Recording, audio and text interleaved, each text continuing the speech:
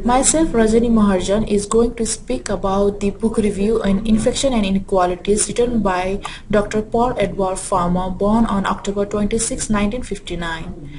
Infection and Inequalities is a passionate call for rethinking approaches to infectious disease in poor countries. It has been reworked from previously published pieces and has been found powerful and provoking. Dr. Farmer is an American anthropologist and physician, co-founder of an international social justice and health organization, Partners in Health. He has written more than 10 books, board certified in internal medicine and infectious disease. He is known as a man who cured the world, best known for his humanitarian work providing social health care to rural and under-resourced areas in developing countries.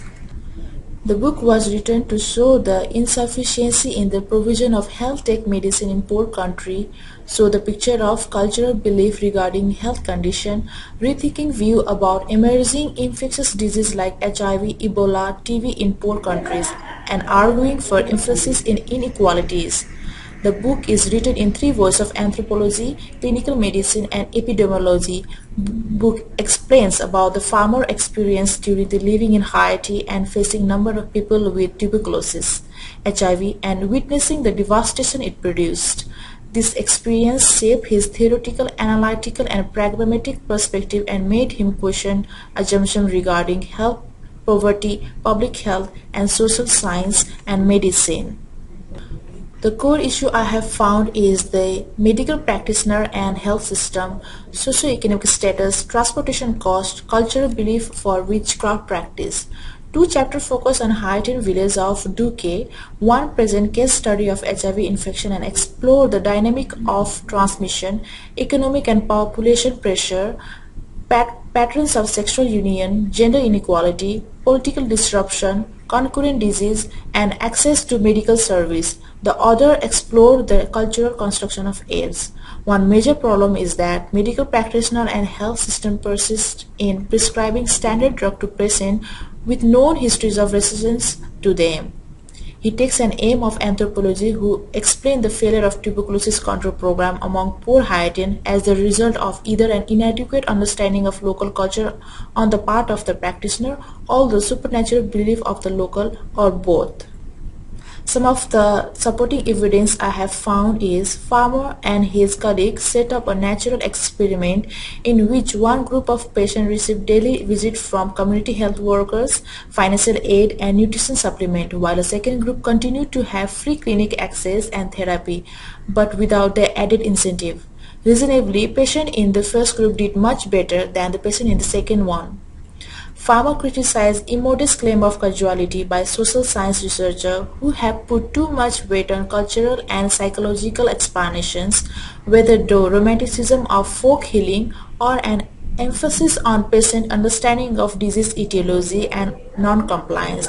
The degree to which patients are able to comply with treatment regimen is significantly limited by forces that are simply beyond their control.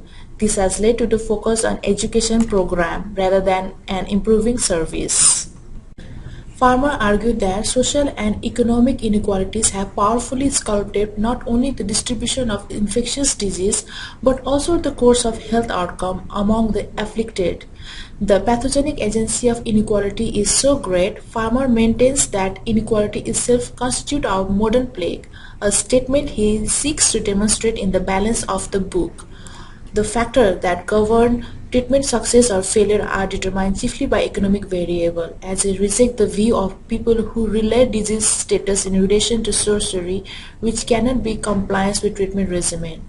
His argument is not for primacy, but it is for relevancy. Also, he truly makes difference in prevention and treatment of TB programs. Social scientists need to avoid the pitfall of the past, such as combining structural violence and cultural difference, minimizing the role of poverty and inequality, romanticizing folk healing. Farmer is not criticizing local knowledge, but he suggests that local knowledge can be used in reducing poverty by encouraging income generation program. Farmer suggests that we need to eradicate this notion of cost effectiveness and create solutions that enable us to bring both preventive and restorative medicine to the developing world. While malaria nets and preventive medicine and education are part of the puzzle, heart surgery and AIDS drugs also need to be made available to the world's poor. Nothing is wrong with high-tech medicine except that there isn't enough of it to go around it. It is in fact concentrated in precisely those areas where it will have the most limited effect. We need more and better service for those marginalized by poverty and by discrimination. Some of the issue utilizing other critics I have found is any kind of health promotional intervention have to be tailored to the socio-political context and rely on community-based decision making and intersectoral collaboration. Direct confrontation of stigma have from the HIV-infected individual demanding that the right of people living with AIDS be respected by the government and by their fellow citizens. Everything is interdependent. Just we depend on the water wheel of the sun and the breakdown of energy.